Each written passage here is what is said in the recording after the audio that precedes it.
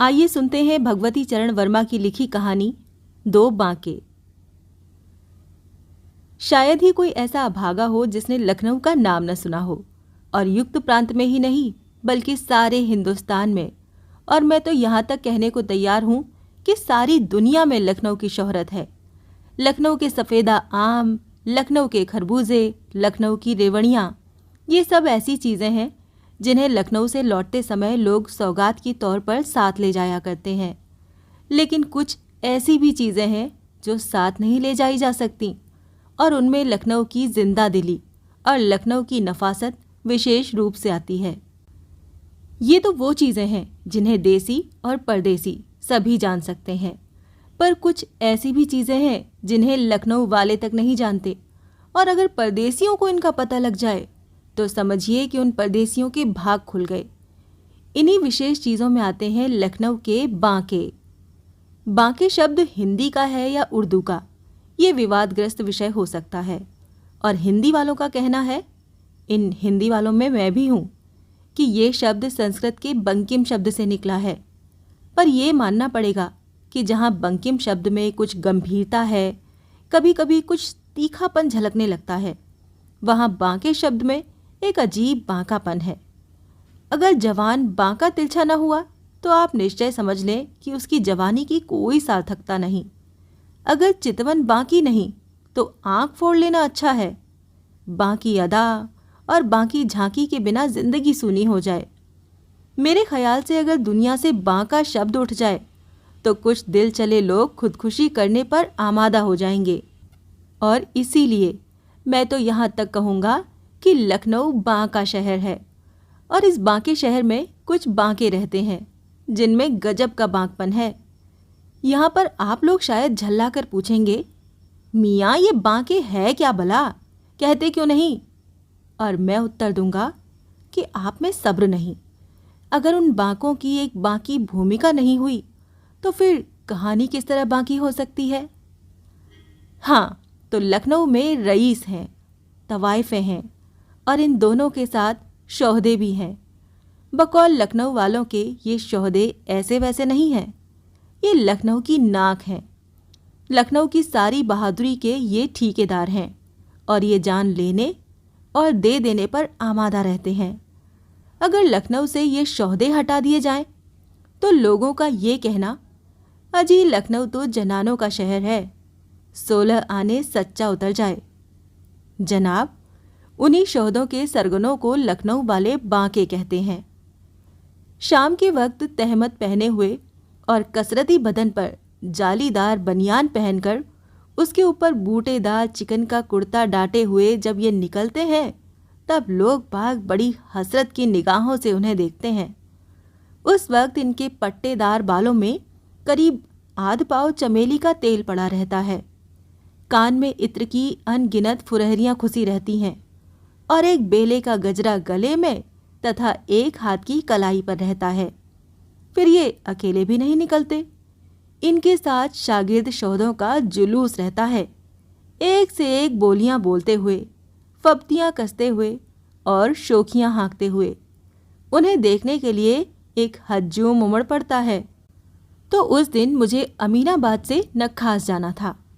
पास में पैसे कम थे, इसीलिए जब एक नवाब साहब ने आवाज़ दी, नक्खास, तो मैं उचक कर उनके इक्के पर बैठ गया। यहाँ ये बतला देना बेजा न होगा कि लखनऊ के इक्के बालों में 3/4 शाही खानदान के हैं, और यही उनकी बदकिस्मती है कि उनका वसीका बंद या कम कर दिया गया और उन्हें इक्का हाँकना पड़ रहा है। इक्का नक्खास की तरफ चला और मैंने मियाँ इक्के वाले से कहा, कहिए नवाब साहब, खाने पीने भर का तो पैदा कर लेते हैं। इस सवाल का पूछा जाना था कि नवाब साहब के उद्गारों के बांध का टूट पड़ना था। बड़े करुण स्वर में बोले, क्या बतलाऊं हुजूर, अपनी क्या हालत है कह नहीं सकता। खुदा जो कुछ दिखाएगा देखूंगा। एक दिन थे जब हम लोगों के बुजुर्ग हुकूमत करते थे, ऐशो आराम की ज़िंदगी बसर करते थे, लेकिन आज हमें उन्हीं की औलाद को भूखों मरने की नौबत आ गई।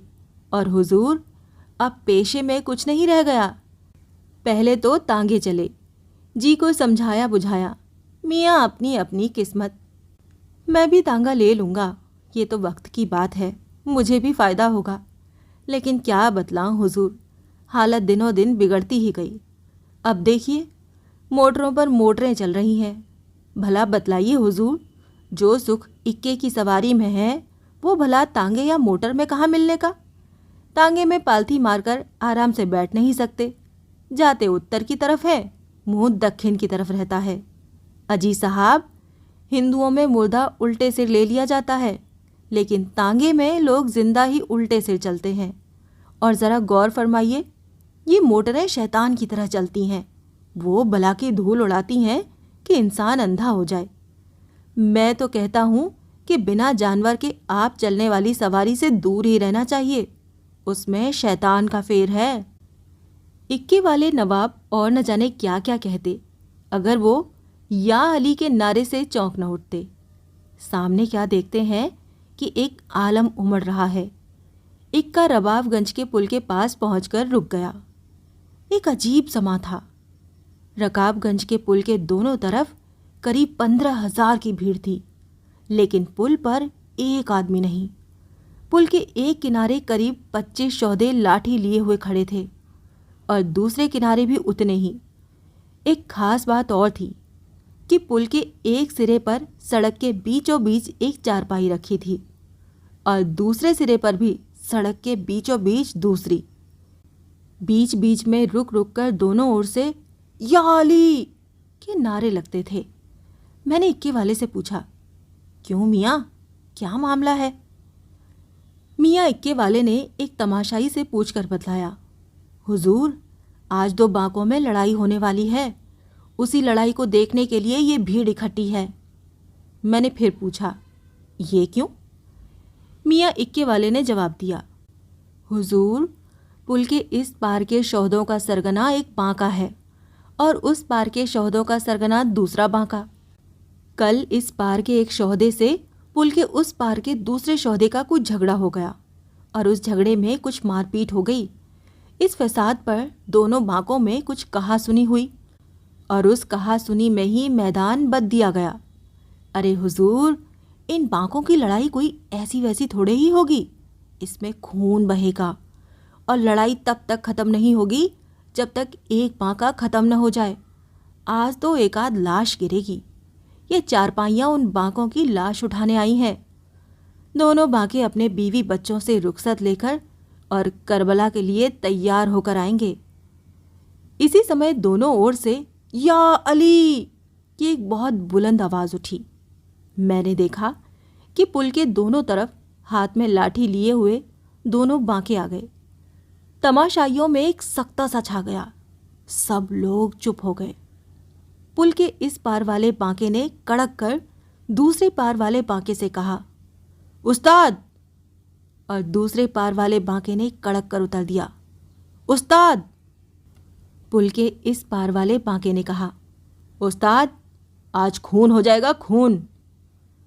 पुल के उस पार वाले बांके ने कहा, उस्ताद, आज लाशें गिर जाएंगी, लाशें। पुल के इस पार वाले बांके ने कहा, उस्ताद, आज कहर हो जाएगा, कहर। पुल के उस पार वाले बांके ने कहा, उस्ताद, आज कयामत बर्पा हो जाएगी, कयामत। चारों ओर एक गहरा सन्नाटा फैला था। लोगों के दिल धड़क रहे थे। भीड़ बढ़ती ही जा रही थी। पुल के इस पार वाले बांके ने लाठी का एक हाथ घुमाकर एक कदम बढ़ते हुए कहा, तो फिर उस्ताद, होशियार। पुल के इस पार वाले बांके के शागिर्दों ने गगनभेदी स्वर में नारा लगाया, या अली। पुल के उस पार वाले बांके ने लाठी का एक हाथ घुमाकर एक कदम बढ़ाते हुए कहा, तो फिर उस्ताद, संभलना। पुल के उस पार वाले बांके के शागिर्दों ने गगनभेदी स्वर में नारा लगाया, या अली। दोनों तरफ के दोनों बांके कदम ब कदम लाठी के हाथ दिखलाते हुए तथा एक दूसरे को ललकारते आगे बढ़ रहे थे। दोनों तरफ के बांकों के शागिर्द हर कदम पर या अली के नारे लगा रहे थे और दोनों तरफ के तमाशाइयों के हृदय उत्सुकता कौतूहल और इन बांकों की वीरता के प्रदर्शन के कारण धड़क रहे थे। पुल के बीचों बीच एक दूसरे से 2 कदम की दूरी पर दोनों बांके रुके। दोनों ने एक दूसरे को थोड़ी देर गौर से देखा। फिर दोनों बांकों की लाठियां उठीं और दाहिने हाथ से बाएं हाथ में चली गईं। इस पार वाले बांके ने कहा, फिर उस्ताद। उस पार वाले बांके ने कहा, फिर उस्ताद। इस पार वाले बांके ने अपना हाथ बढ़ाया और उस पार वाले बांके ने अपना हाथ बढ़ाया और दोनों के पंजे गुथ गए। दोनों बांकों के शागिर्दों ने नारा लगाया, या अली। फिर क्या था, दोनों बांके जोर लगा रहे हैं, पंजा टस से मस नहीं हो रहा। 10 मिनट तक तमाशबीन सख्ते की हालत में खड़े रहे। इतने में इस पार वाले बांके ने कहा, उस्ताद गजब के कस हैं। उस पार वाले बांके ने कहा, उस्ताद बला का जोर है।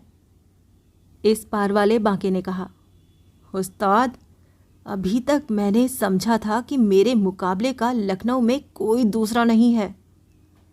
उस पार वाले बांके ने कहा, उस्ताद आज कहीं जाकर मुझे अपनी जोड़ का जवां मर्द मिला। इस पार वाले बांके ने कहा, उस्ताद तबीयत नहीं होती कि तुम्हारे जैसे बहादुर आदमी का खून करूं।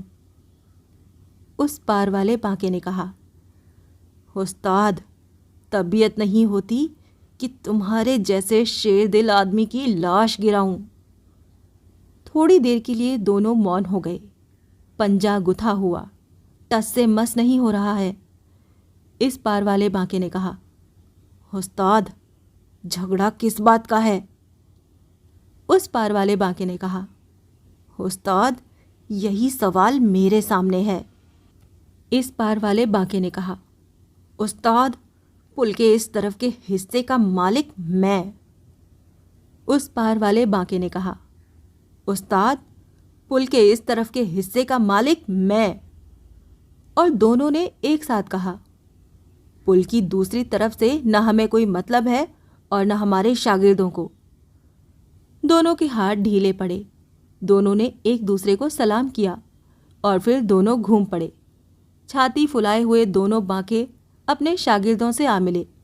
बिजली की तरह ये खबर फैल गई कि दोनों बराबर की जोड़ छूटे और उनमें सुलह हो गई। इक्के वाले को पैसे देकर मैं वहां से पैदल ही लौट पड़ा, क्योंकि देर हो जाने के कारण नक्खास जाना बेकार था। इस पार वाला बांका अपने शागिर्दों से घिरा चल रहा था।